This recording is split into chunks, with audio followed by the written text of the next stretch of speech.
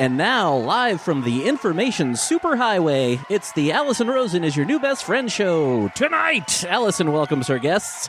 She's a comedian and podcaster, but her true passions are ska and 12-foot skeletons. It's Brandie Posey. He's a wrestling raconteur who's responsible for quite possibly the only Judith Light mention in the history of professional wrestling. It's RJ City. Daniel Quantz is here, and he's either really happy to once again not be doing the intro, or he secretly hates me right now. I'm the bad boy of podcasting, Tony Thaxton, wondering why the hell did I book a goddamn Zoom show after we started doing in-person shows again. But I digress, and I invite you to say hello to your new best friend, Alison Rosen. Alison Rosen. Alison Rosen is your new best friend. Alison, with her the good times never end. Alison Rosen, doing the wavy pencil dance again. Alison's your new best friend. Hello, my little cookies that are in that tin that eventually contains sewing supplies. That particular carbohydrate was sent in on Patreon by Jacob Loresh. Now, I thought to myself, am I going to allow everyone to get cutesy with the carbs? Usually we just go by like the name of a carb, not the description, but I felt like I know exactly what he means. We all know exactly what he means. So I'm going to allow it this time. Yes, I am on Patreon, patreon.com/Alison Rosen. All sorts of fun stuff. You can get bonus episodes of my Patreon podcast, The Friend Zone. I just had a fun episode where I answered everyone's questions. My son Elliot was a surprise guest who was supposed to be on late in the episode. However, he got impatient, so he was on early in the episode. He sang some songs. And more. Songs and more. So there's that. There's a level where you can text me and I'll text you back. You can see videos of the Thursday show. So all the stuff that has happened before even the beginning of this episode, there was counting. There was clapping. There was something where Tony needed permission to record on his end. But did I give him permission? No, I gave it to someone else. All sorts of stuff like that.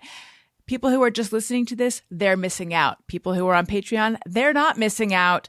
And if you subscribe for a year, you get 12 months for the price of 10. That's a good deal. That's 2 free months. Okay. I'm going to move on. Once again, I have eaten up too much of this show talking about Patreon. And I always say I'm going to move this to somewhere later in the show, and then I don't.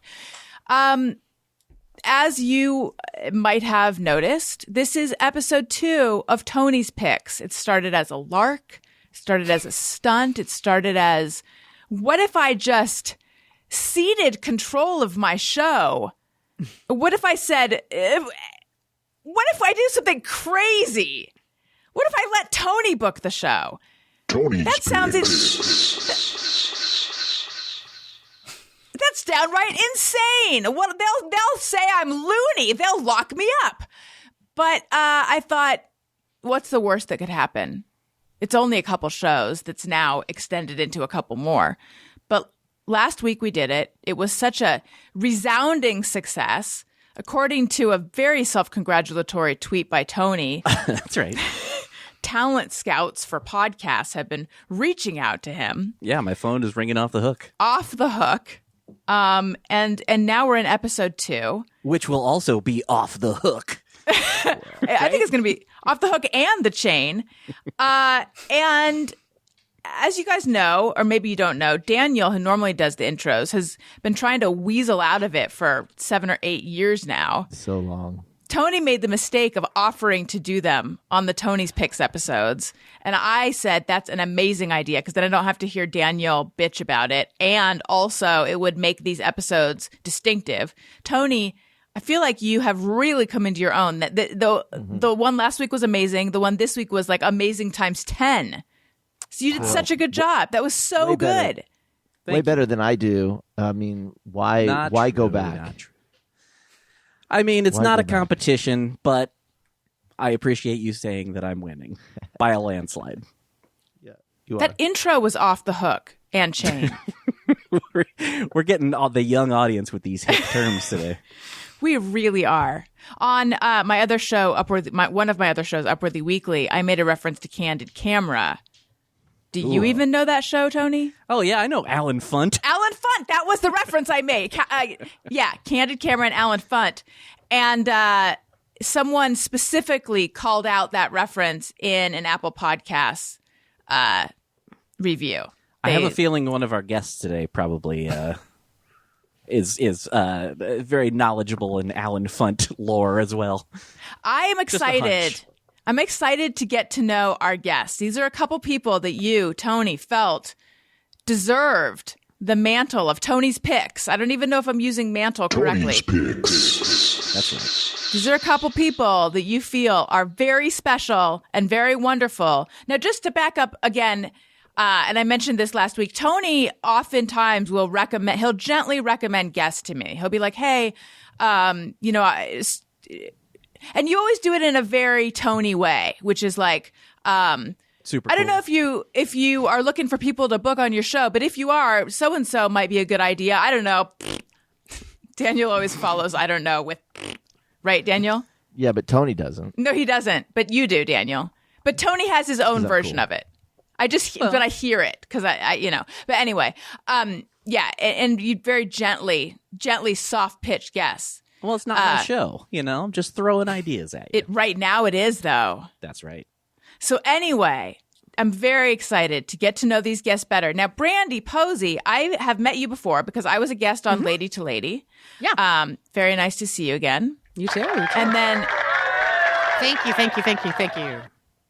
I mean, Brandie, I very recently, like within the last 18 minutes, discovered that not only are you a comedy goddess, but you do bookkeeping and you're very organized.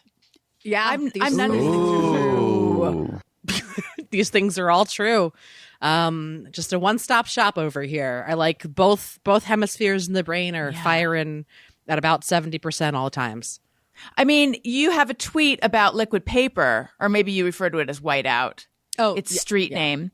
And I just want to say, I recently purchased some of that whiteout tape, and I've made the switch. Oh, well, to be fair, this is a little behind the tweet for you. Ooh. So I only have whiteout tape, but I felt like for the emotional weight of the tweet that I was going for, I switched it to liquid whiteout because I felt like tape wouldn't hit as hard. I love that. Yeah. So a slight lie, but a lie in the name of emotional honesty, I think. Emily Dickinson said, tell all the truth, but tell it slant. And I think you're right. I think in order for that tweet to have the effect that you wanted, you had to, But anyway, that correction tape, that's where it's at. Yeah. I feel such satisfaction just blocking out things on my to-do list with it. Don't you wish you could do that with more things in life? Like I wish there was like a whiteout tape for just photos, events, memories, family members. It would be great. Yes. And RJ City. Yes. Hello. Nice to meet you. I watched so many episodes of your show today. I'm such a fan. I might be a stan. But you don't have to be a stan. It's okay. You can just be a normal fan. I feel like give it a couple days and you'll downgrade and it'll be fine.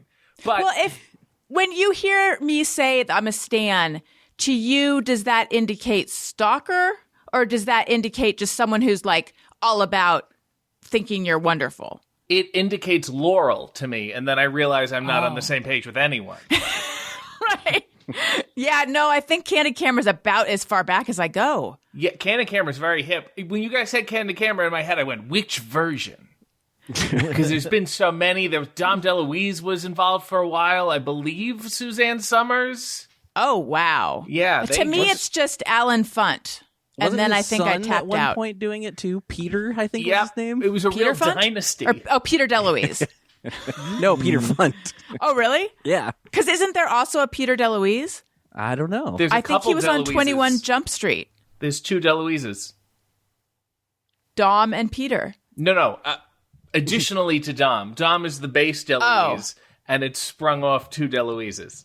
Who's the other one then? He does have a child named Peter, and there's a Michael and a David also as his children. Now, Tony, will you find out And if you are able to find it out, this is a fun fact. Was Peter DeLuise on 21 Jump Street?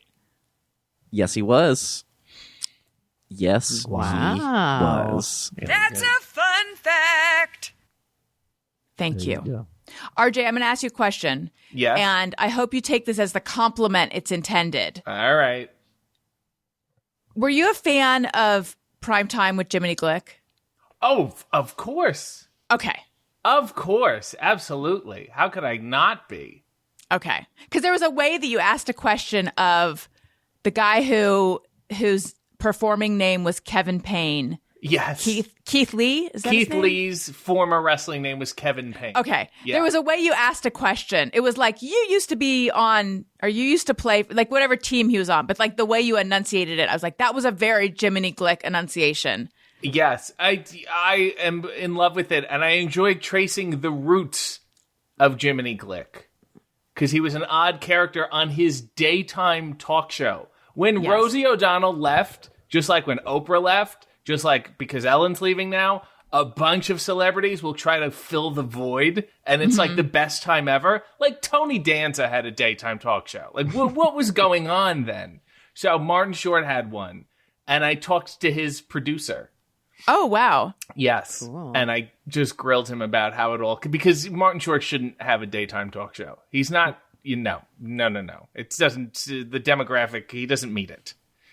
So, Wait, so what did you find out from his producer? Wait, hang on. We got to hear. It's crazy how frequently this particular kind of long jingle is getting played on the Tony's Picks songs. But Tony, we're about to do some TV talk. You know what that means. TV time, TV time, TV time, TV time, TV time, TV time, TV time. Okay, I want to hear what you found out from his producer. Let me just real fast for anyone who is like, wait, I feel like I just woke up from a nap and I don't know what's going on.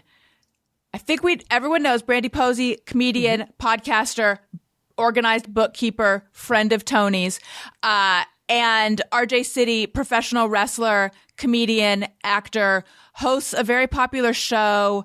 And I'm blanking on the name, but I know that it has EW in it, but it doesn't stand for Entertainment Weekly. It stands for AEW. yes, so, and a greeting that rhymes with the word A would be, Hey EW. there you go. That's right. Figuring So it, it's Hey EW with RJ City. Yeah, I RJ didn't City is really- Hey EW. Sure. I didn't really focus group the name, and I'm a lot of people read it as Hey Ooh, and I'm dealing with that right now. So it's a very popular YouTube series. And today you were interviewing a dentist, and I was watching and I was thinking, and I just went to the dentist just last week, and I was thinking, how random. He's interviewing a dentist. Why? And then a little later, I realized, oh, duh, she's a wrestler. And I texted Tony to tell him about my dumb reaction to this. And he informed me, Tony being quite a wrestling fan, actually, she is a real dentist. Yes, I grilled her with some legitimate dental questions I had. I mean, she knew so much that I was thinking, wow, she really takes her job as a wrestler who's pretending to be a dentist seriously. But now it makes sense how she knows so much about flossing and everything else. Yeah, her she's special degree. Not that good of an actress, more of a better dentist. Right. Does she But- use any of the tools in her wrestling? She puts on a glove, Okay. and her finishing move is she'll trap the person in the submission, and then she'll put her hand in their mouth and pull on their jaw. Oh, God.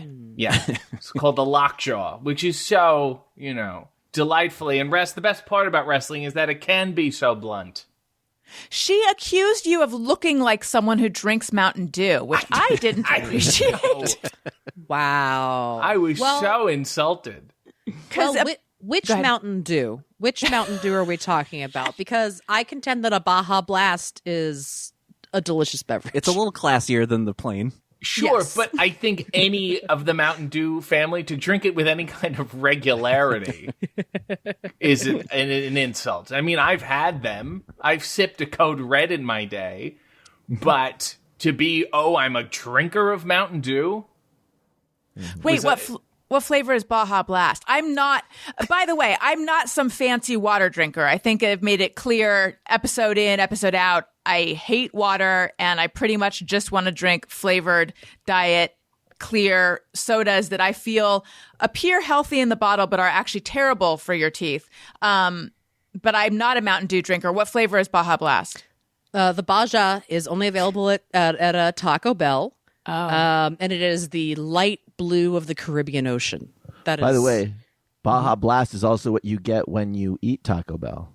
Exactly. Multiple layers, just like a Montezuma's crunch. Revenge. Hey. This is the worst TV talk. We played the jingle and then...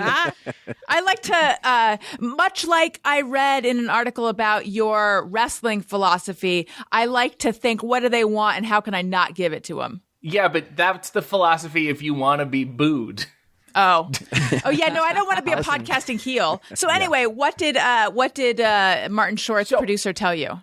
According to my research, the producer didn't give me too much information, but what I've pieced together, Martin Short wanted to do sketches and songs, and once he started interviewing people, I'm sure he realized he didn't really want to be interviewing people, like in the straight way.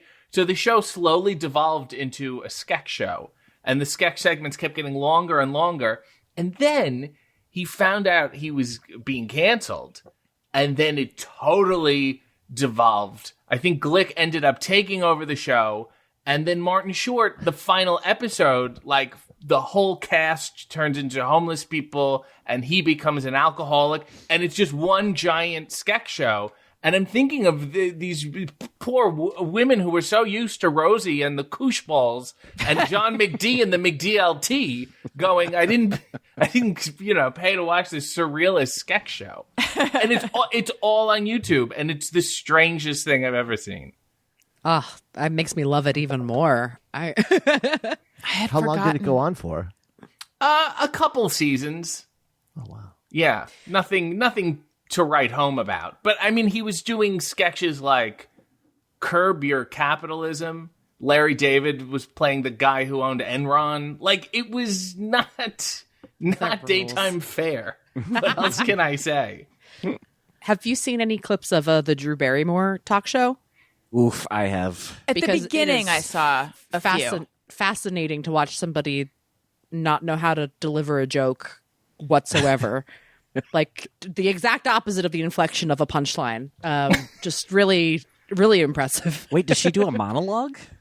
Oh, yeah. Oh, I didn't know that. I've only seen like parts of interviews. No, there's monologues, and it's like she's reading the teleprompter, but every inflection is in the wrong place, and it's like fascinating to watch. To be like, I don't know if you've ever watched a talk show, so I don't think you even know the thing that you are supposed to be doing right now.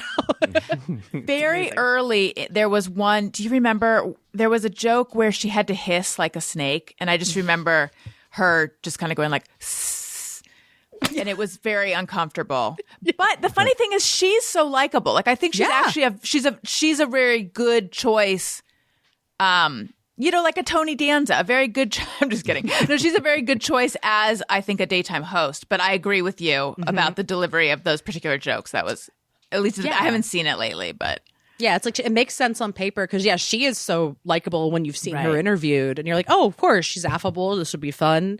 And then to see her read prompter, it was like, wait, but all the things that we love about you have gone out the window. What's happening right now? Yes. So reading prompter is a very special, unique skill, I think. I have done it a handful of times. The first time hard. Yeah, the very first time I did it, it was clear that even though I had practiced a little bit, it was clear that I was reading. And then I think I sort of got the hang of it after that, but I don't know how I would be now because it's been like a while. Have you guys all done it? Mm-hmm. How do you feel like you are at it? I feel like I could get the hang of it with a few more times. It's just the first time it is just wild. And you also have to have somebody that really is good at doing the prompter too and can understand the pace and they're reading along and they're not going too fast or anything. Right. So there's is this relatable? There's someone who's like making the words advance in the screen as you're reading along. So they can, they have to be in lockstep with you. Yeah. Or else you will lose your place. Yeah. RJ, do you use teleprompter? I have on a couple of occasions, and yes, you have to get into this. You have to develop a chemistry with the teleprompter person. They have to know, and they also have to be. Some people don't like being too far ahead, but other people do. Like if I know what it is, if it's a joke or something, and I've written it, then I just need to see the first couple words, and I will be okay. So it's a way more complicated a job than it seems. Yes. Tony, you would probably be really good at operating a teleprompter because you'd be in the pocket because you're a drummer. All right. Thanks, I guess. Now, Daniel, I lavished praise on Tony last week for the Tony's Cuts promo that he edited. And I said that your theory about why he edited it so well is because he's a drummer. Yeah, I think that Tony, editing is so much about rhythm and especially comedy, and so it's like, it wasn't a surprise to me that Tony did such a good job on that, because I'm like, yeah, he's a drummer. He has an inherent sense of that stuff. Of course, he'd be a good editor. Thank you. By the way, who was that speaking? He hasn't been introduced. Oh my God. I was just, you know what? I was sitting here and I was thinking, did I even introduce Tony yet? But does he really need a specific, special introduction on a Tony's Picks show? This is my husband, Daniel Quantz. Hello. Welcome to the show. How are you doing? Hi. How's it going? He's joining us live from the house. I'm in the studio. How's it going? It's great in here. It's a little warm. It is toasty in that room. Yeah, our office is in a part of the house that gets a lot of direct sunlight, and our AC does not compensate. And so, or rather the whole what do you call it? The HVAC. So it's either too cold in the winter, too hot. It's just... Any updates? Has Owen's diaper seen any action? I've locked the door. No, Okay. I had locked the door, but I'm keeping them out. I don't know what's going on in the rest of the house. We've got a 3-year-old who's not pooping right now. He's on poop strike. Yeah. Poop strike? So he's not constipated. He's just willing himself to I not think so. poop. Both. I think he Okay. refuses to do it. I think it's both. As a power move over you I think guys? I mean, that's the theory, that it's a control think it thing. It might be a little bit. I think he just... Just doesn't want to poop. He just doesn't want to. I mean, I respect that. Who wants to poop? Yeah. I think he'd had maybe he'd had a painful one at some point, and so there's a bit of Haven't we all? an expectation of pain, and he doesn't want to do it. Yet he doesn't have the maturity to learn yet that he's only making it worse. Exactly. Or that pain is good. Yeah, like yesterday, I learned one time when this has happened before that if I just keep him on his feet, because he'll do this thing where he lies down, and then it's just like, man, this kid can go weeks. So it's just like, That's the move, to lay down to hold it in? Yeah, for that's him. the trick. Interesting. Anyone out there who's looking to hold it in for a long period of time. On his back, I'm assuming, right? Because I feel like if you laid on your stomach, that might... You would be squishing it almost. Yeah. Definitely the back is the preferred. Oh yeah. Great. Sometimes on his side. He demanded a daddy's iPad on his side because he wanted to watch a show while laying on the carpet. This kid. So yesterday I had him outside, and I was running him around because I learned if you do that and there's no place to sit, and so we're running around. He's having a good time until he starts to, and he wants to go inside, so where he can lay down, and I wasn't letting him, and so he's like, very loudly, he's going poopy, poopy, and of course I'm thinking that the neighbors are sitting there going, oh my god, they're not torturing this child. That's how I felt. Eventually, I came outside because I'm like, I can't let this. I feel too bad for on my him. story. You're always jumping. Sorry. Stepping on my fucking story. Go ahead. It's my show. And Tony's like surrogate hosting. I mean, he's not. He's booking. No offense, Tony. But go ahead. Well, Well, everyone knows how it ends now. I was like, gonna push through. It's hard to hear this. The neighbors might judge me as a parent, but it's going to be worth it because this kid's going to poop. And Alison, of course, as she mentioned earlier, came out and rescued the child because she can't stand to hear her child in pain. So now here we are. Next day, no poop. Yeah, that's true. And whatever. It's not like the situation is solved because he still does need to go. But mostly I was worried about what the neighbors are going to think. How long has it been? It's been about a week. It's only been 6 days this time. Only? He went 17 days one time. What? Okay. Whoa. All right. Wow. Wait a minute. Wow. It was mostly I was poop. thinking like it's 2 days. Max. I was 2 days max. We're looking at almost a week. Yeah. Apparently, kids do Wow. Mm-hmm. What? this. It's such a pain in the ass, What? literally. What publications are you reading? We'll talk to the pediatrician, and she's just like, "Yeah, it'll happen eventually." Like, and honestly, it does. Like, you don't know anybody, right? Who's just Died from not pooping? hasn't pooped since they were 3, right? I mean, I haven't. It comes out. I haven't checked in with the 3-year-olds in my life to know about their bowel movements. But after this, I have questions. Now, I don't mean to delve into your parenting too deeply, but are you making sure the child is well hydrated?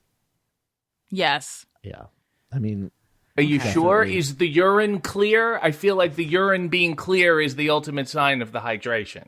Yeah, I mean, it's a diaper, so he's still in diapers, so we're not, Okay. it's hard to see exactly, but he is, there is the adequate number of diapers and things like that.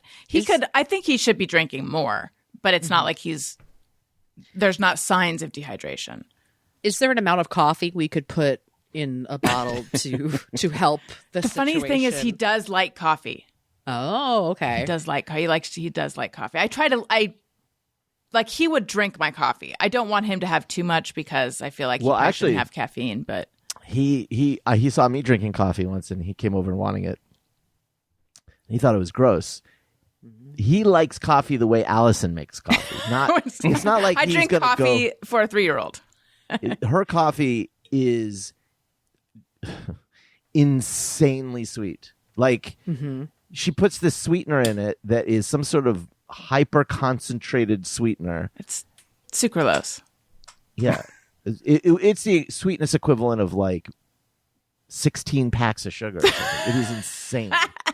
So yeah, that's what he likes. I think he likes the sweet. Okay. Makes sense. Moving on. So I went to a baby shower yesterday for Jackie Johnson, the woman behind the Fun Fact drop and other drops. She's radiant. She's going to have her baby in June. It was very fun. Tony was for a moment going to go with me, but then he couldn't go because he had a lot of work. Deserted me, and I was forced to go alone. I thought Daniel was going with you. And we did not have a babysitter, so Daniel stayed behind to watch the kids. It was I'm joking. I did not feel deserted. But anyway, I went, and they had pulled out all the stops. There was like an ice cream bar. There was it was catered, and they had, and I'd never seen this at a party before. They had a haiku station where there were 2 people sitting behind old-fashioned typewriters, and people were walking around with little cards. Again, patreon.com/Alison Rosen. I'm holding up the card. People at the video level can see it. Where they had personal... People want to see an index card, Tony. Maybe they've never seen one. Now, in Brandie's line of work, and I don't mean comedy, I mean also comedy. Yes. But comedy and bookkeeping, there's probably a lot of note cards used. So she knows. Honey, yes. I got a drawer next to me full of multicolors, That's right. different sizes. Some Actually- line, some of them don't. Oh my God, you got ruled and unruled. Wow. Oh yeah, I'm an anarchist. Wow. You never know. Yeah. And then for Hey Ew, Yes. RJ's show, he might use note cards too. I don't. Oh, like really? them. I use the full paper. I feel like I feel like I'll have to peer at them too much. Yes. So you use a full piece of paper. We're talking white, blue? White, printed at the hotel the morning of. Yes. You go down to like a computer lab? Or not a computer lab, I but pray that the hotel in whatever business center? city we're in is familiar with how to print. Most of the time, they're not. It's not a thing that people really ask for anymore. Right, that sounds so stressful. Yeah, but it's a fun game. You ask them to print it for you? Or I don't know why I'm choosing to really drill down in this one, but Yes, you ask them yes. to print for you? Okay. Call the front desk, and there's usually an email you send it to. And you have to send it and then make sure that they print it correctly. Usually they don't. It's often out of ink because they haven't printed anything in 8 years. Yeah. I could imagine sometimes it's probably clearly printed on an inkjet. Oh, And yes. you're like, I hope it doesn't rain. Yeah, it looks like a grade school library type of print Yes. job. Yeah. Spelled I matrix. prefer, right, where you have to peel off, bend, and then peel off the edges. Well, listen, RJ, I prefer that you're emailing it to them and they're printing it out as opposed to you having to go to like a business center in the hotel. Right. That feels in these times. So anyway, okay, so Daniel, do you have any fascinating note card stories? You can pass. No, but I would think that you'd have a real like advantage in comedy to get free note cards. So Yeah. that's awesome. They're great. We Lady to Lady, my podcast used to be a live talk show, and we would all have note cards for the run of show on them, like 6 or 7 of them. And I did not realize until we had done one how useful they actually were in like a live show environment, because like just looking at a prompter or something was not enough time, but having like your outline right in front of you to be able to watch time and everything. I was like, oh, I understand why talk show hosts have a pile of note cards. This just, it made it make sense in a way that I'd never really paid attention to before. There you go. Glad we can all come together to celebrate the note card. So at the shower, people are walking around with the lauded note card with their own personal haiku on it. And I found myself intimidated by this whole haiku situation. And I had gone to the party alone. Again, not holding it against Tony or anything, but there was another Tony there. Tony, do you know the other Tony? Tony Rodriguez? He's an No, I actor. He's a know that voice on Tony. The Simpsons. And I had met him at Jackie's party, a birthday party. But anyway, so he and I kind of teamed up to tackle the haiku situation together. It was like, have you gotten a haiku? What's going on with the haiku station? Were there prompts for these, or were you just like, you're just supposed to write a haiku? No, they write it for you. Oh, Yes, that's a lot. sorry. There's Maybe two I should've- people that are There's writing two- haikus yes. There's for two everybody peop- at the party. Yes. I didn't know much about it. Sorry, I should have made the more clear. I didn't know much about it. All I knew was what I'd heard is like you have a conversation with them and then they write you a personalized haiku. It still weirdly felt like pressure. I don't know why. I think because I haven't had a lot of conversations with people. I mean, I've had a lot of Zoom conversations, but just like being out among people again, I feel like I'm talking too loudly all the time, which maybe I am. It's just weird being among people, and then I don't know. So anyway, it's almost like submitting myself to close-up one-on-one magic. It was the concern. But so This anyway, feels like a caricature artist for your soul. Is what it feels like. Brandie, Which I feel you like nailed it. Yeah. the reason this haiku even exists is because the caricature thing has become deeply insulting to people. Because if your teeth are a little big, you're going to have gigantic teeth in this drawing no matter what. And you have to stare at it and show everyone. It's no good. It's a dying industry. Yes. Oh, the woke police have taken down caricatures now. But so anyway, so other Tony and I had this conversation, like kind of dared each other into like, let's, is there anyone at the haiku table? No. Okay, let's just go. So we get to the table and they say, are you guys comfortable, having your haikus individually, or did you want to do it as a couple? And then we explain we're not a couple. We just came here, giving each other moral support. We separate. And the way they explain it, you give them a topic and then you have a little conversation. Then they write you a haiku. So I'm about to give my haiku stress a word when I hear Jackie say, like, honey, come inside. We're going to cut the cake. And so they're like rounding up people to come inside because they're going to cut the cake. And I'm like, oh, I don't want to miss this. So she's the haiku woman says to me, how about you just give me a topic and then I'll write it for you while you're gone. I'm like, well, I have not had my conversation. You don't even know me. And I say, okay, how about confidence? I say nervously. And then I say, okay, real fast. I have 2 kids and I host a podcast. And then I shuffle off. And I come back. And here's my haiku. Now, I don't want to seem ungrateful. Good I start. think it's a fun idea. But Yeah. And let me say, other Tony's haiku was amazing. I only saw it quickly, but I heard other people oohing and awing over it. He had somehow managed to like have more of a conversation. His topic was journeys or journey. It involved like vistas and plateaus and I don't know. Okay, here's mine. Again, confidence, 2 kids, a podcast. Recorded voice strong. Schedule busy. Heart full. You know you got this. It's like basically a fortune cookie. I know. Yeah. I mean, she covered the bases. I know, but I just felt like I don't feel that this haiku captured me. And then I thought, how high are my standards for a haiku that is free at a party that's supposed to be a fun novelty thing? And am I You said really 2 sentences to her.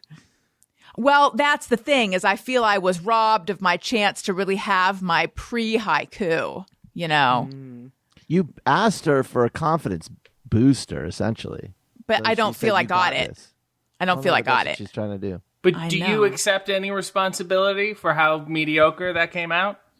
Well, unfortunately, I feel okay, so then I was having a conversation with this guy at the end who wanted to see my haiku. And he was like, this is chuggy. And I thought, I didn't know people were still using this term. He was like a total hipster, by the way. And I don't mean that in a negative way. I mean, he seemed very cool to me. And he said that he's like, come on, this is like a Chrysler Pacifica ad. And I said, yes, it is. And so then what I was left with is what vibe, and I am answering your question in a roundabout way, RJ. What vibe am I giving off that I received this haiku in return? But then I thought, I think I am looking a little too deeply into this. So I guess, no, I don't take any responsibility. No, I don't. The only the responsibility I'll take is I did not make time to have the conversation ahead of time. So she didn't get to know me. Well, what you mean to say is schedule busy. Oh my God. Yeah. Yes. See? Yeah. And I did. I trusted that she got this, but she didn't get this. Maybe But she's a listener now. And she'll have a better one for you Maybe. after she's listened a little bit. well, that brings me to my second question. I came back to get my chuggy, mediocre haiku. If you're listening, though, it is my fault. And you know what? It's fine. It's great. I don't know what I was expecting. And she said, oh, what podcast do you host? And I said, oh, actually, I host 3. And then I gave the names. And I saw her like, if someone can both be interested and glaze over at the same time, that's what I saw happening. And she's like, oh, well, check those out.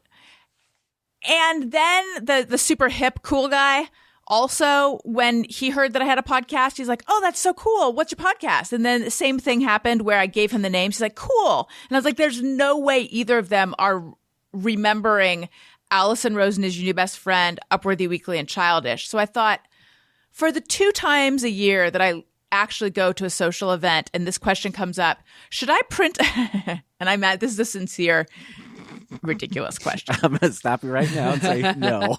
Do you know what I'm saying? Gonna I ask? do. Okay, let's hear you finish my question. Should I print up business cards that have the names of the podcasts on them? Yes. What? But yes, that was that was what I was wondering. But it wouldn't be like some lame business card that your dad had. This would be like a cool business card that just has the names of the podcast. No, there's no way. Well, there's no way to make this No, acceptable. This is why that's no good, is because your name is in one of the titles. Mm-hmm. It's going to be a mess. It's going to be a total mess. Can I say that I figured something out as Yes. we've been talking? Yes. Alison Rosen is your new best friend is on Patreon.com. That is a haiku. So if you put that on a business card, There you go. maybe that's your answer. That's good. Tony, Yeah. is that acceptable? No. But then wait, why am I handing out that haiku though? I don't know. I was proud that I figured that out, and I wanted to shoehorn it in. That's Maybe what you know, could do that's good. baby I was showers. like, "Woohoo! Wow, look at this." That's my work. That's my work to figure out why I'm handing it out. Yeah. You Maybe you could do can't. baby showers writing haikus for people, but that's the only haiku you ever hand out. That's the move. I like Yeah. that idea. Because I Yeah. think the thing is, if people really want to remember it, they can make a note in their phone. Here's the thing. Otherwise, you're just spending money Yeah. on making cards and then If they're they- going to throw it away or lose it. If they really were going to listen to it, they would remember it as you said it. If you gave them a business card, they're not going to listen to it any more than they would if you just told it to them. They're not going to listen to your show. Perhaps less. Yeah, maybe less. That thing's going in the trash so fast. Like, I think maybe put it on everybody's windshield. I don't know. I'm not throwing a rave. I there don't should be- know what were you saying, Brandie? I was gonna say, I think there should be a Shazam for podcasts. That Yes. way they could just put it up to you talking and then find your voice, and they're like, "Oh, well, there it is." That I think is- that would save a lot of problems. That is such a good idea. Yeah, thank you. I just They're What, not go. asking because they want to know what your podcast is. they want to know if listen. they've heard of me. They want to know if they've heard of it. Yeah, Well, should I just say it's called Joe Rogan? No. Should I say it's called The Daily? What do you... no. Should I say, well, or some, what's another one? What's that? Crime Junkies. But honey, sometimes people do recognize your show. Well, You I can don't just have say to. your show. Yeah, I know, but these people didn't. So I just feel like I could just be like, sometimes this comes up. These are my shows. This is me handing them a business card. But what exactly were you looking for from them after you shared this information? Were you looking to gain a new listener? Was that what you were hoping for? Because I feel like they gave you the requisite polite enthusiasm of the oh cool. I mean, they didn't brush you off. They didn't say, like I would say, yeah, everybody hosts a podcast, which is a horrible thing to say. Well, right? they're the ones asking me. I didn't offer that I. Oh no, I guess I did. But it was, in the course of doing haiku business, I wasn't trying to talk about my podcast. I guess here's what it is. And thank you for asking this important question because it's making me realize something. When they asked me what podcast you host, I'm the one who glazes over actually because I'm like, oh, here we go. And then in this sort of like, there's no way you're going to remember these names, kind of just like in a very flat line way, just say the 3 titles because I feel like they're long and I already feel like they're not going to remember them. And I don't look at it as an opportunity to tell you about 3 things I care about and maybe you'll go listen. I'm just like, it's very perfunctory for me. So if instead I could just hand them a card that they don't want, then it would just be more expedient or something. And then actually, if they care, maybe they would listen or something. I need to Question. talk. Yes. What about a QR code tattoo? I love that idea, but I don't know if they would all want to get that. Oh, I was saying for you. So you could hold your wrist up or something and then make them scan your wrist. And it would take you to a link tree of some kind. Oh my God. Yeah, I would. I have a QR code shirt. What's on it?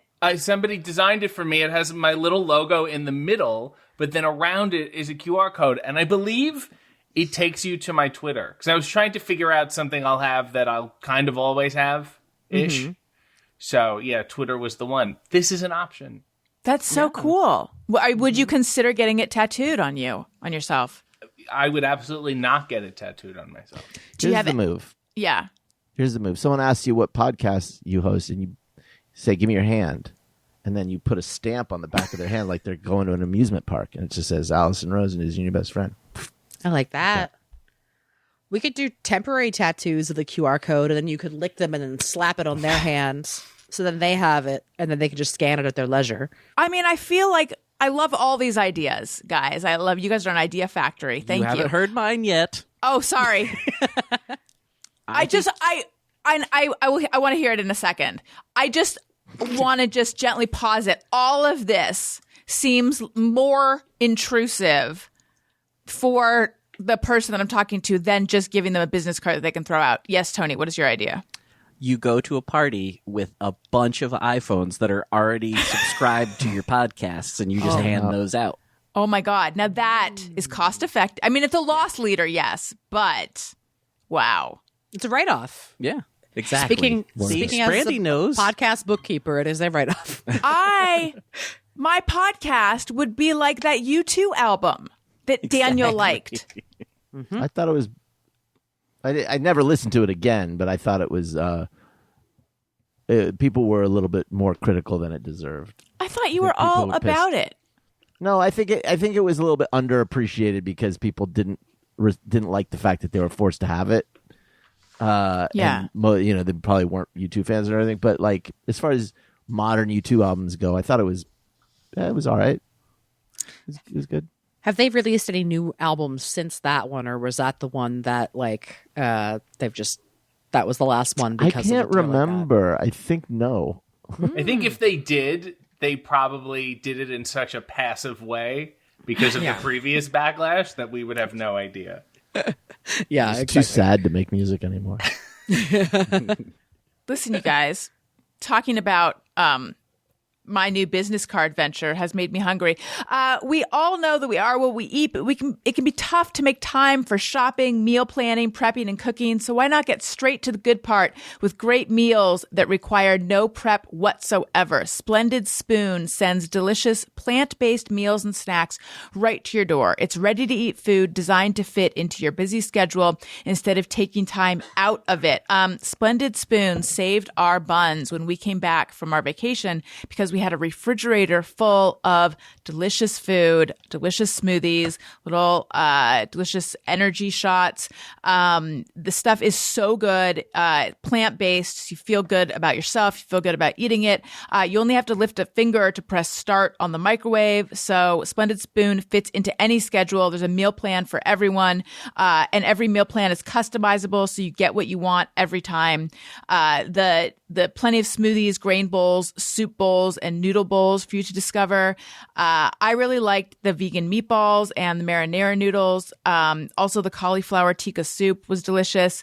Try Splendid Spoon today and take meal planning off your plate. Just go to splendidspoon.com/Alison for $50 off your first box when you subscribe to the breakfast, lunch, and reset plan or the breakfast, lunch, dinner, and reset plan. That's splendidspoon.com/Alison for $50 off. Also, if you listen to the beginning of the episode, I feel like I sort of mispronounced a number of words, only very slightly. Like maybe I got 98% of the words, letters correct, and it just sounded a little smushed. It's possibly because I've had so much caffeine today, and I'm clearly under stress. People don't always realize that physical symptoms like headaches, teeth grinding, and even digestive issues can be indicators of stress. And let's not forget about doom scrolling, sleeping too late, sleeping too much, undereating and overeating, ruminating about a haiku you received that you feel doesn't exactly fit you to a T. Stress shows up in all kinds of ways. And in a world that's telling you to do more, sleep less, and hustle all the time, here's your reminder to take care of yourself. BetterHelp is customized online therapy that offers video, phone, and even live chat sessions with your therapist, so you don't have to see anyone on camera if you don't want to. It's much more affordable than in-person therapy, and you can be matched with a therapist in under 48 hours. Give it a try and see if online therapy can help lower your stress. This podcast is sponsored by BetterHelp, and ARIYMBF listeners get 10% off their first month at betterhelp.com/bestfriend. You guys have heard me for a while talk about how much I feel that therapy helps me. I'm a huge fan of therapy. And I recommend it to everyone who is open to it.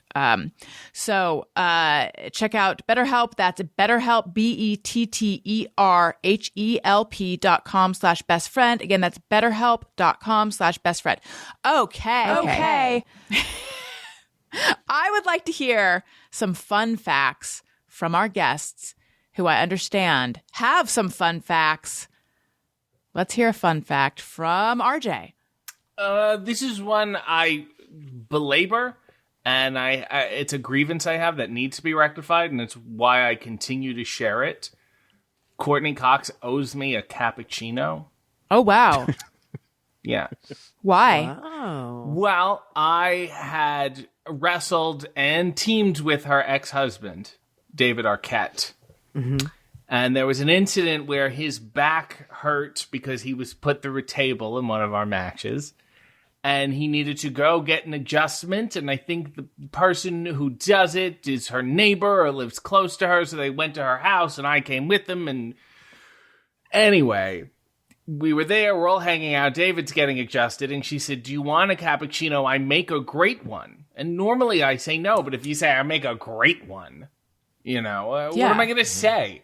So halfway through it, she went, oh no, I've ruined this. I've messed it up. Oh no. And then I tasted it, and it was one of the worst things I've ever had. And she said, I'm so sorry. I'm so sorry. And it's, why would you go out of your way to say I make a great one? Right. And it turns out you make a bad one. How did she screw it up? Yeah. She does not know. Something with the... Oh, so months later, because I would not stop harping on this... Months later, she said, it's the machine. It was the machine's fault. It was broken. We didn't realize it. We've got a new machine. And I want you to come over and try the new machine, and I'll make you a better one. So now I have this outstanding offer to have a cappuccino, which I don't even like. Good or bad, I'm not even that crazy about them. That is outstanding. Now, how did she know that it wasn't good, though?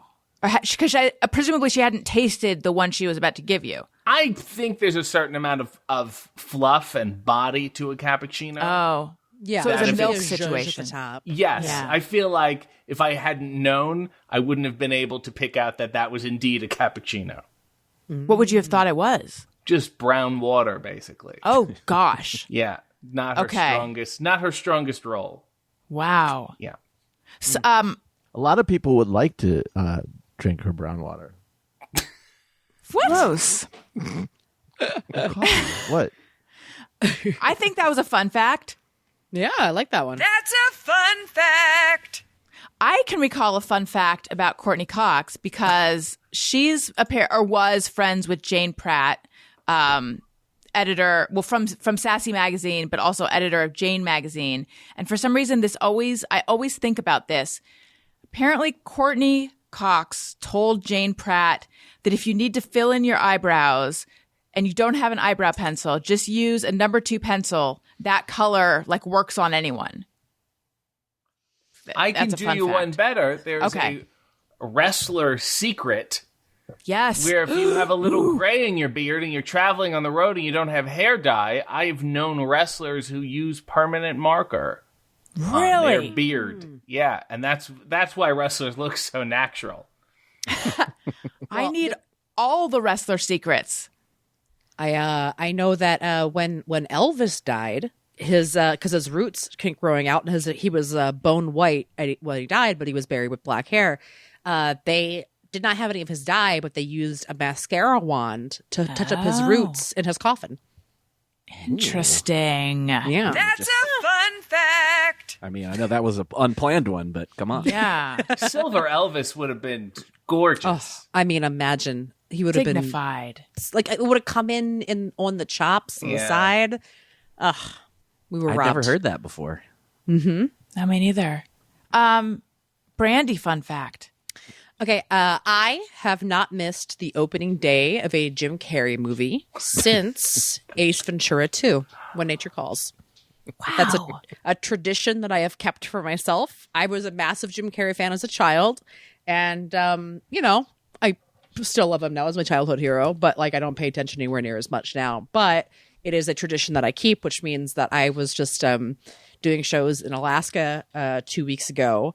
But I did have to take time out from looking at beautiful mountains to see Sonic the Hedgehog 2 on a Friday before my shows because tradition is tradition.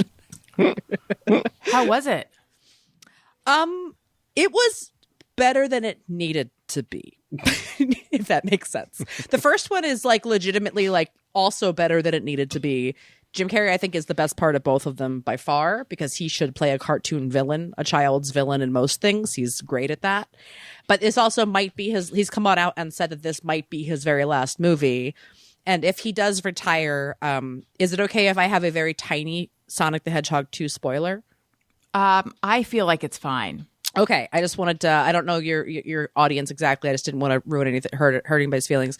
If this is the last movie that Jim Carrey ever does, then the last thing that he ever says on screen is the phrase "later, hater," and I hope that is the last thing that he ever says. I hope. Hell yeah. Yeah. Wait. Yeah. Is that actually a spoiler? Or is it just a spoiler because it's saying something that he says? I'm just quoting the movie and later hater. I did not set the scene for it. I still didn't want to do a full spoiler. That doesn't feel like a spoiler to me. Okay. Although I know Thank people you. are very, very touchy about lightly. spoilers. Yes. Tread lightly. I didn't want to give it a lot of context. May I That- ask what the emergency was that caused you to miss Ace Ventura 2's opening day? Oh, I was 8 and didn't have control over the car or That makes money or anything. Oh, so it Fair enough. started after that It's- then. yes, So it there started- wasn't there wasn't Yeah. anything before that. Okay. Yeah. That was the first time that I saw a Jim Carrey movie in theaters, and the scene where he comes out of the rhino's butt was a very formative moment in my young childhood. And all I wanted to do was, I was just obsessed with Jim Carrey from that point on for most of the 90s and early aughts. Did you watch the Showtime series? Was it called Kidding? Yeah. Yeah. I meant to watch the second season, and I There haven't. was a second season. Yeah, we should watch that because I really liked the. I mean, it was Yeah, it's good. sad, but I liked that first season. Ricky Yeah. Lindholm was on that, right? Yes, That's what I thought. and Ginger Gonzaga. Oh, right. Yeah, you had her on the show before. Right. Yes. So I should watch the second season. You recommend it? Yeah, that's good. All right, I'll do it. Yeah. Is it as good as Who's the Boss? RJ, is that your favorite show? It's not as good as Who's the Boss. The best part about Who's the Boss is that she hired him. Yeah. Ergo, she's So the boss. therefore, yeah, really straightforward. Yeah. right. Yeah. He has a mop and a tank top. You're not the boss. Right. Well, what if he had campaigned for a worker co-op in the household, and then everybody would have been the boss? I think that would have been a great idea. I think Samantha could have used the discipline of some good chores. I think that would have helped her a lot. That kind of goes along with show titles that make no sense when you think about it. Mm-hmm. There's a new show called Cheaper by the Dozen, Oh boy. and it's like, what the fuck does that even mean? What, you selling your kids? Were you selling your kids by the dozen? What does this mean? It's like they were like, it's a family with 12 kids. What's the phrase that has dozen in it? And then that's your title. Yeah, because they couldn't call it banging like crazy. No, Yeah, that would Yeah. have been weird. I'd watch. All right, I think we need to hear that's a fun fact for Brandie. That's a fun fact. I know it seems like I'm too tethered to these drops, but the people demand it. All right. We did another RJ fun fact. I enjoy the Twilight Zone. My favorite episode is called A Stop at Willoughby. And I don't know if you've ever seen it. Is it okay to spoil Twilight Zone episodes? Did they Has also enough say time later elapsed? haters? I think Later so. hater is how Right? it ends as It's well. okay. I'm going to allow it. Okay. This guy, his work life sucks. His wife hates him. And every time he falls asleep on the train home, he dreams that he's in this early 1900s beautiful town called Willoughby.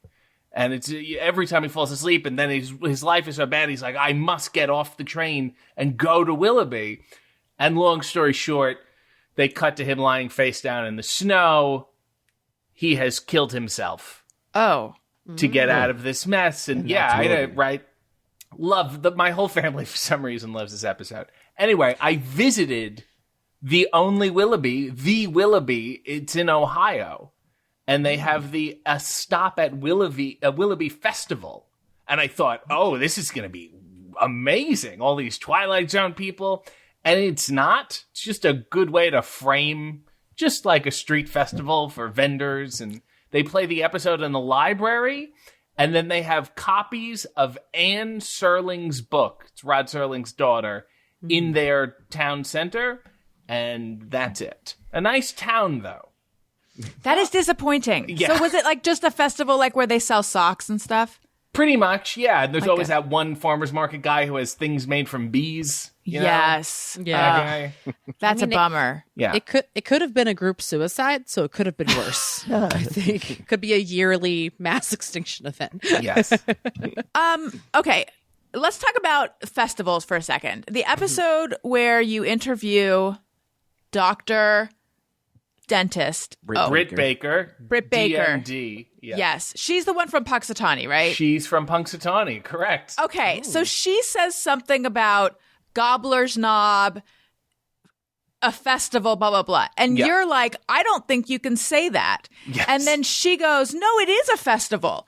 But you meant, I don't think you can say Gobbler's Knob, right? Yes. Okay. Yes. I just Well, wanted to make it's- sure I caught that Yes. correctly. It's at a wrestling show and we only get one take, so I like to keep it moving. Okay. It was so funny. It's like, no, you can say it's a festival. It really is one. I don't like to stop the train. It was very funny. Thank you.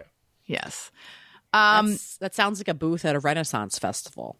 A gobbler's knob. Yes. I feel like you could get something something on a stick would be a gobbler's knob. You Yes. could walk and eat. How do you guys feel about the Ren Fair? I kind of love it. I love going every year. I think it's kind of fun. I like watching people get too into it. I think the people watching is real primo at a Ren Fair. Yeah, I would agree with that. I've actually, I think I've only been once, and I had more fun than I thought I would. I'm not somebody that's gonna like get super into it and dress up and all that stuff, but Yeah. like I walked around and I had more fun than I thought I would. I went as a kid a couple times. My mom took my sister and me. And then as I got older and I realized the whole subculture around it, I was like, I didn't realize I don't think my mom was into the Ren Fair, but I was surprised maybe she like saw an ad for it in the LA Times or something, but I was surprised she had taken us. And then I went as a teenager and I just remember it being more involved and kind of majestic. And then Daniel and I went a few years ago and I remember being disappointed in it. Look, I know it sounds like I'm disappointed in haikus. I'm disappointed in the Ren Fair. I'm a real stick in the mud. And maybe that's true, but I'm sure I've had fun at different times in my life. Daniel, why were we like, this is not how we remember it? Was it just that it was too hot? I don't remember that. I mean, I'd never been to one. Oh. So for me, what I was expecting was something a little bit more fun. Like it really was just like a bunch of vendors and then some fun food stuff, like county fair type stuff. And then like, a couple shows sort of, and people walking around in costume. I don't know what I was expecting. I think Wasn't I as was expecting- immersive, I think, as you Yeah, were I think I was thinking. expecting jousting and more just Renaissance sort of action. And it was just more of like a street fair, glorified street fair. Can I ask, Alison, the one that you went to growing up, where was that? Was that the one out here in LA, or was that in a different part of the country? It was in Southern California. It was out in Pomona. Oh, no, as a kid, you're asking. Yeah. I would have to ask my mom. Okay. I grew up in Orange County, so I don't know if there was one like in Irvine maybe, or if we would have gone to the one in sort of the Inland Empire that I went to with Daniel. Yeah, because I remember as a kid, I remember like making candles and more crafts and games and stuff like that. Yeah, Daniel's right. It was more like just there's things you can buy and things you can eat, and there was like less to do. Yes. Do they have the Go ahead. There's perhaps a misuse of the term Renaissance, and it's more accurate to just call it a medieval fair. I think so. Because Renaissance is like should be peak culture. Yeah. Yes. And this is not No, that. I think we could pick other eras to do fairs about. Yeah. This is Do they have Ren fairs in Canada? Yes, they do. We had a Renaissance, I guess. I don't know what it entailed. But yeah, it's the same thing. It's like, okay. We used to go to the one in upstate New York, and that was some serious business, apparently, as far as Renaissance fairs go. And I was trained to be a knight as a child. Oh, with wow. With a wooden knife, though, which is still incredibly dangerous. Yeah. Yeah. Were you, growing up, were you gothy? Were you into, I know you were into musicals. What were you like growing up? I was pretty much like a 60-year-old child. What does that mean? That I was just, I often would go to birthday parties and hang out at friends' houses and speak to the adults and be entertaining them, because my grandmother would make me watch a Laurel and Hardy or something, or Abbott and Costello, and then no child is going to relate to me. I can't speak at that level. I must talk to your parents or grandparents. I feel like we got a couple fun facts wedged in there. Those were fun facts. Fun fact. All right. And then we need another Brandie fun fact. Then we're moving on. I have a car that was painted for charity, and it has two murals on both sides of it. And one side of it is Abe Lincoln fighting a T-Rex in space, and the other side is a fire-breathing Brendan Fraser. Oh my God. There's so many questions. What charity? Who painted it? So I used to do social media for an automotive marketing firm in a former life shit. And Scion was one of our clients, the old Scion cars. I happen to own a Scion because it's like a cheap, awesome car. And we were doing this tour where we were going around the country and raising money for different art nonprofits with test drives. And we had different local artists coming out and doing like live art as these test drives are happening. And then we would partner with like a local art nonprofit. In LA, we had a thing called Art Share LA, and they had an artist in residence, this guy named Raul Gonzalez, and he does a lot of like murals on Boyle Heights and things like that. Very cool. And I said, hey, if you don't want to just use like a little tiny canvas, you want to do something big, I love your work. I own a Scion and I can get Scion to pay for it. They'll pay you to do this on my car. And he said, absolutely, that sounds great. What do you want? And I said, well, I don't exactly know, but I will give you a list of 10 things that I like and then go crazy. But you didn't put Jim Carrey on there. I didn't, because it felt too obvious. It felt too obvious. Yeah. Right. It felt too obvious. Do you get a lot of attention on the road? I do, but I've also had it for like 10 years at this point, so I'm kind of used to it. People in my passenger seat are always like, why is everybody looking at us? And I'm like, oh, it's because you're riding in a T-Rex. That's what's happening. That's so cool. Can I ask what era Brendan Fraser it is?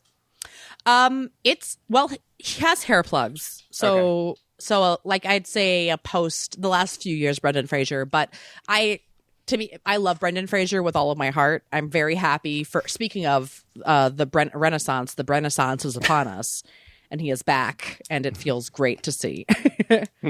RJ, what's your favorite era of Brendan Fraser? I liked The Mummy. I thought The Mummy was good. It's great. The what was it, Encino Man? Mm-hmm. I thought that was a little too wacky for me. I think he was a lot more leading man. And lest we forget, Georges of the Jungle and Dudley Do Right. Oh, yeah. We're not so bad either. Put him on the Blast from the Past is a delightful film. I think you would actually love that movie, RJ. It sounds like that would be a very like an old timey man in a modern era. It's one that I liked early on, and I'm like, I will revisit this later when I have more life experience. Yes, yeah. He's just a very deeply likable sweetheart of a man, and I've always loved Brendan Fraser. So I put him on my car, and I've been trying to because my car is very old. It also has 250,000 miles on it. At some point in the near-ish future, I will need to get a new car. So I put this out there. If anyone has a connection to Brendan Fraser, I just want him to know that there is a car with his face on it in Los Angeles. I love it. And Brandie lives pretty close to me too, and so I'll see her out sometimes. And it's my favorite because it's not like, is that Brandie? Like, nope, it's pretty clear when I see your car that that's you. Yeah, I get texted intersections relatively often, and then I'm like, oh, I was just there. You're right. All right, let's hear it again.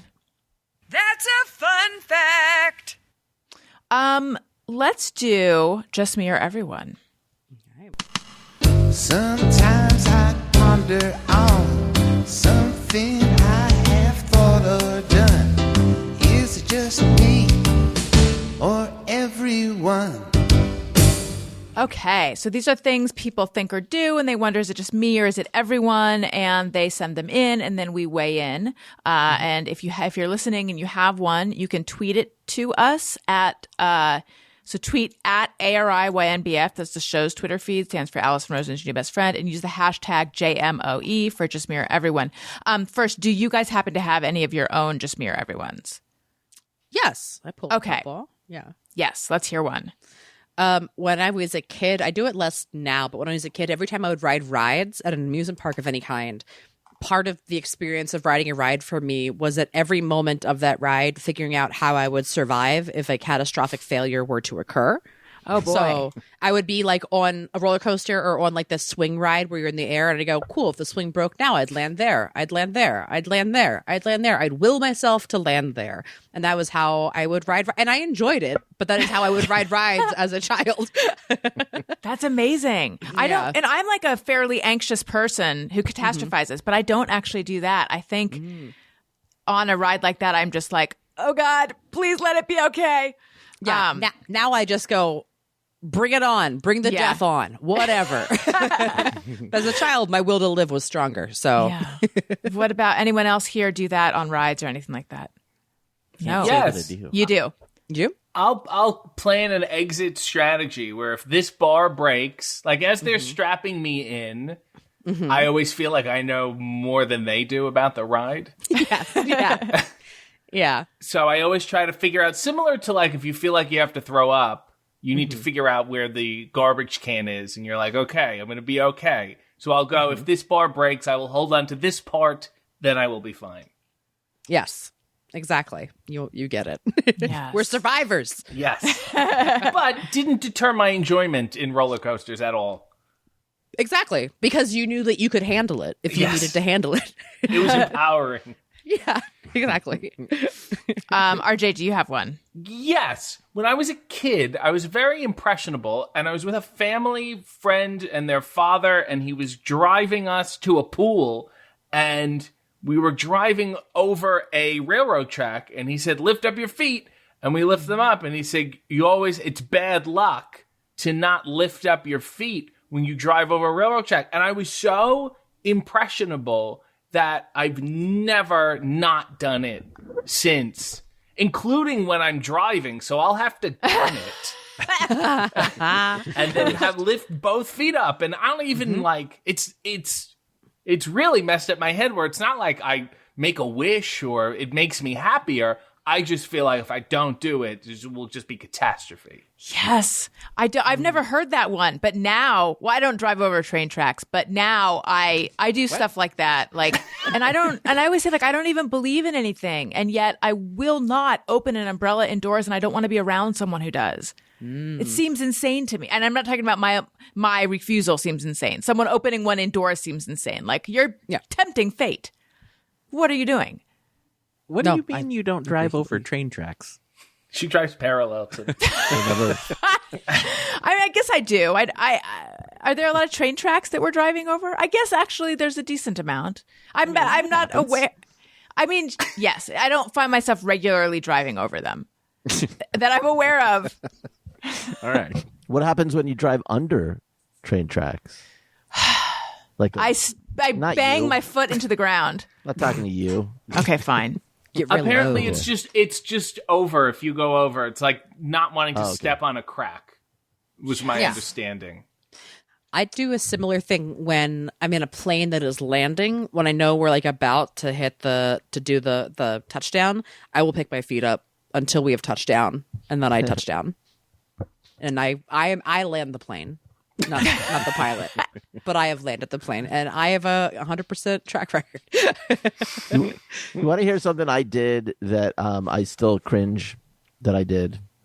We were coming back from Hawaii, and the plane we were on, the captain announced at the beginning of the flight that this was he's been a pilot for, 40 years, and this is his last flight. He was retiring after this is going to be the last time he flies an airplane. Alison looks riveted right now. No, I'm trying to remember what you did, and I'm pre-cringing, and I'm thinking, knowing you don't know God, what why it are you like? I'm like, are you sure you want to? I don't even know what the story is, but I'm wondering, are you sure you want to tell it? Yeah. So, they're making a huge deal about this because it's also his birthday. Yeah. So when you turn 65, midnight, you can't fly anymore. So Yeah, they made it seem like it was his choice, but really he was being put out he to was pasture. aged out. He was being cut off. to pasture. A His great wife, rule, though. his Yeah, wife, yeah. yes. Yeah. Yes. I think it should be the same for driver's licenses. But anyway, no, his wife was on the flight. They had met. She was like a stewardess. Am I allowed to say that? Flight attendant. And did I just get myself canceled? I don't know. Anyway, so it was like a big deal. We all sang happy birthday. All the flight attendants made a huge. There were like a lot of signs and posters and congratulations. Yeah. Like, okay. So we land, and we're getting off the plane, and the pilot's standing there. Yeah. And all this fuss, and I I did? Oh God, what? I saluted him. I think that's fine. He looked It's at me not. like I went like It's stolen that valor, is but the it's okay.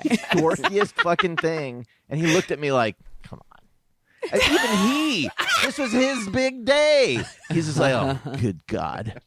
Really? And I'm like, wait, are you not? First of all, he'd been in the Air Force. Maybe it was like, you're not supposed to salute if you're not in the arm. It was the whole thing. I wanted to just go like, you can fly me back to Hawaii. Let's do that again.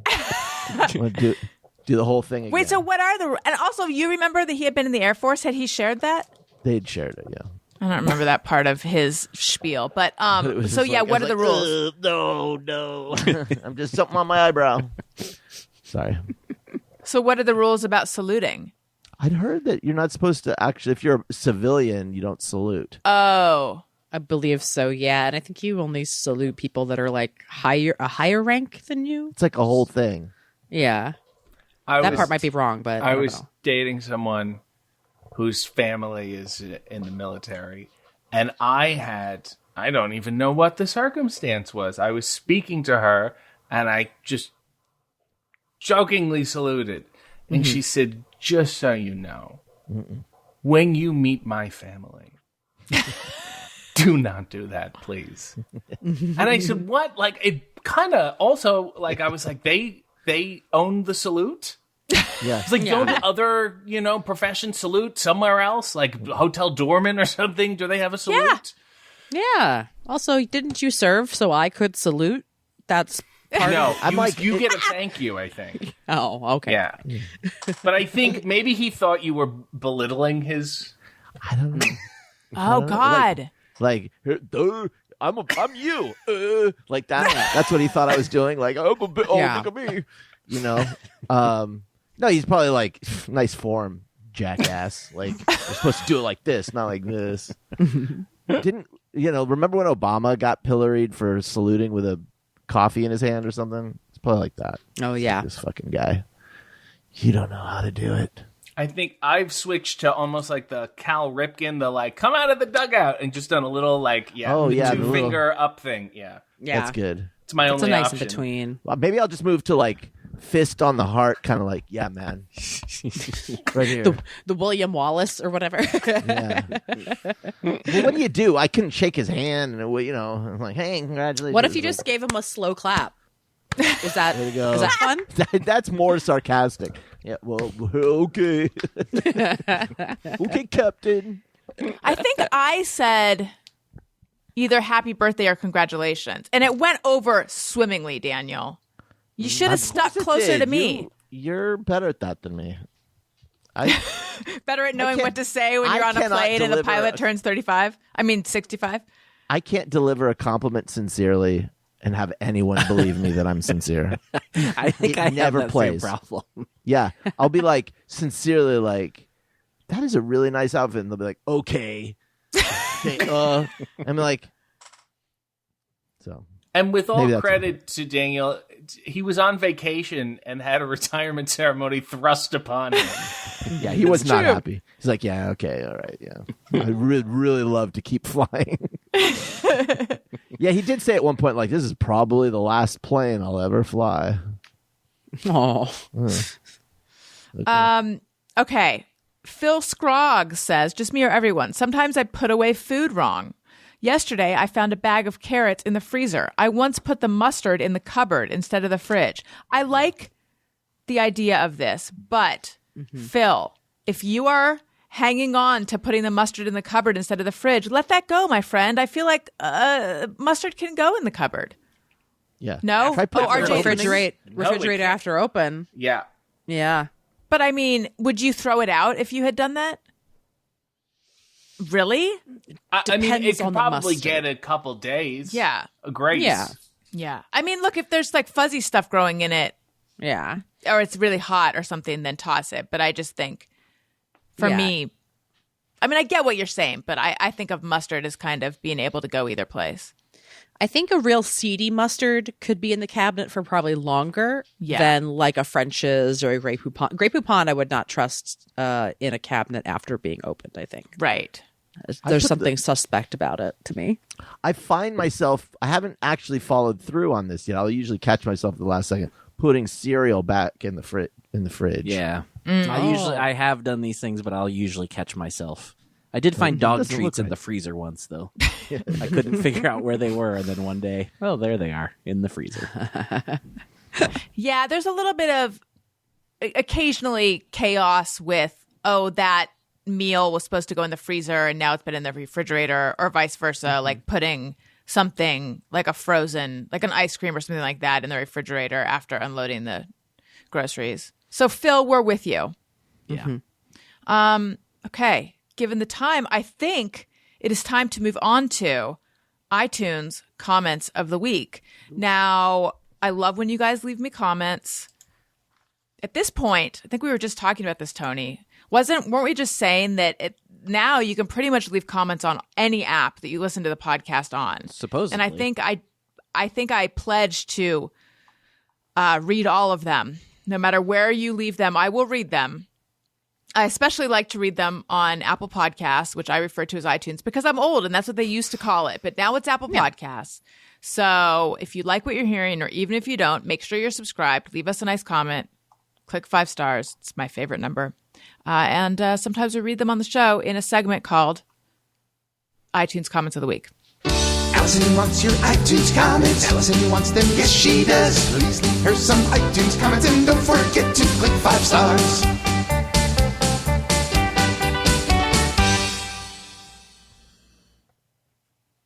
Salute that theme song.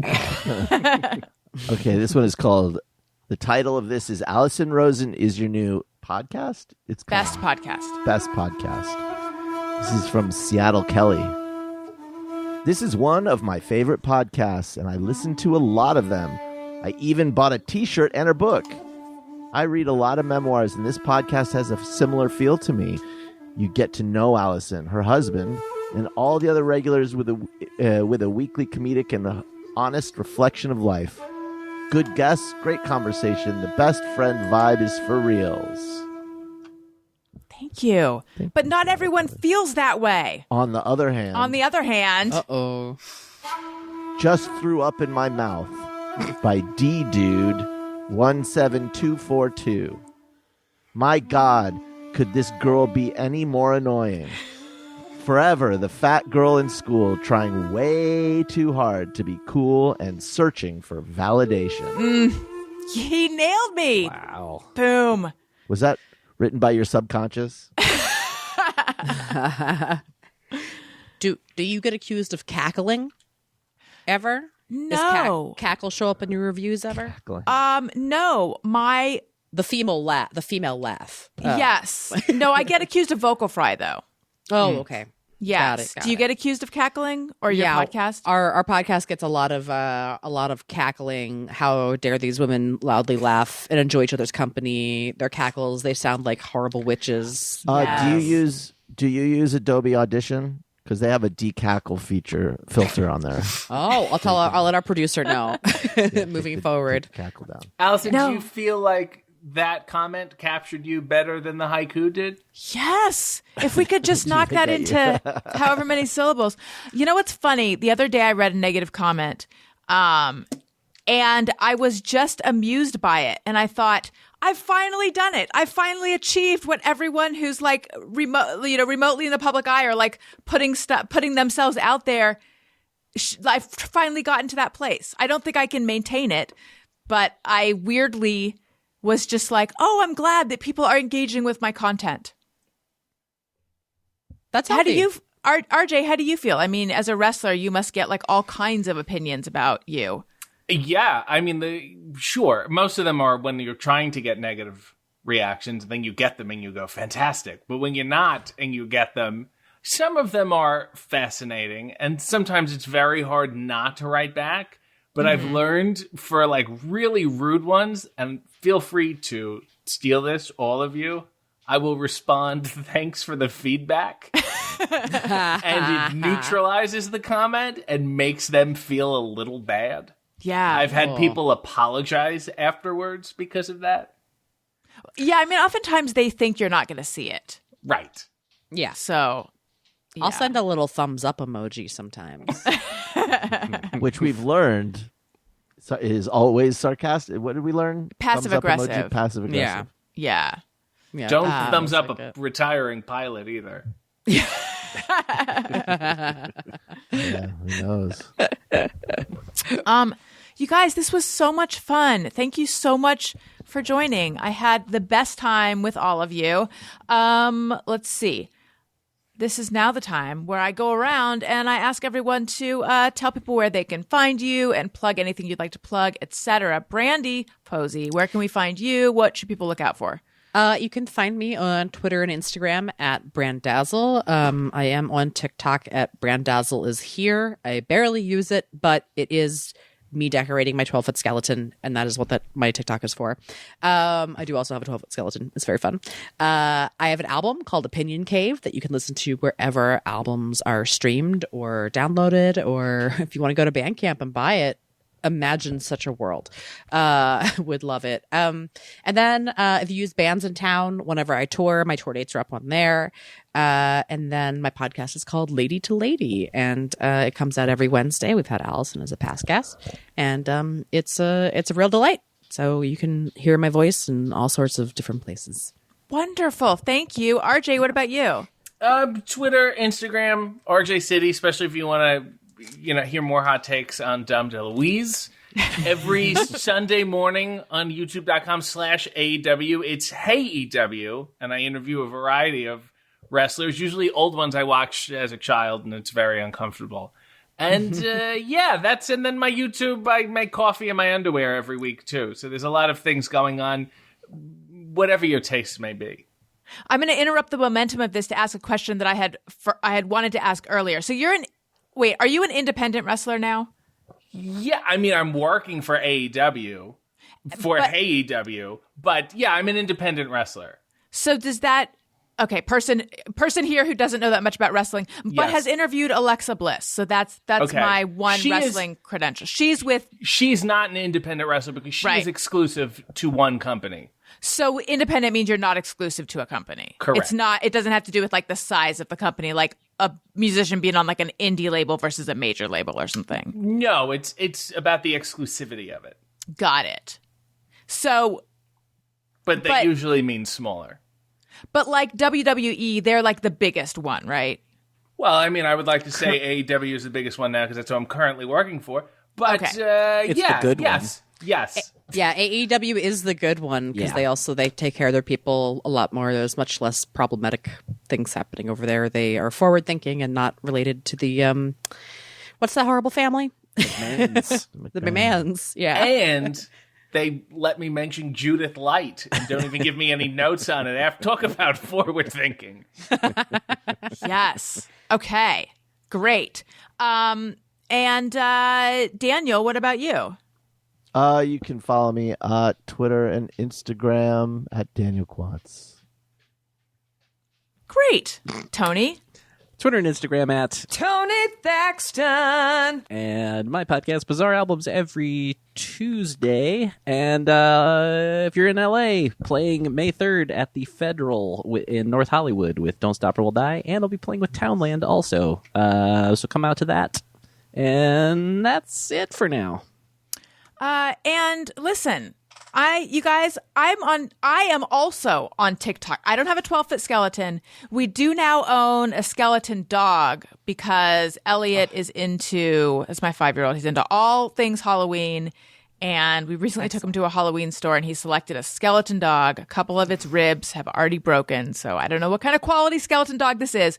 But anyway, I'm on TikTok. I've just been lurking on there. I'm not very active, but I think I'm ready for people to follow me if they want. So I'm the Alison Rosen on TikTok. My avatar is a picture of my dog, Wendy, not the bone dog, the one with fur and skin and organs. And follow me on social media at Alison Rosen and listen to my other podcasts. This is me handing you a business card with Upwardly Weekly, Childish, and Alison Rose is your new best friend on it. And also I have a newsletter. I'm back to sending that out, and you can subscribe for free at alisonrosen.substack.com. And again, I want to thank all my guests, and thank you for listening. I love you. You matter. Goodbye. Hey, do you know about the Alison Rosen Show?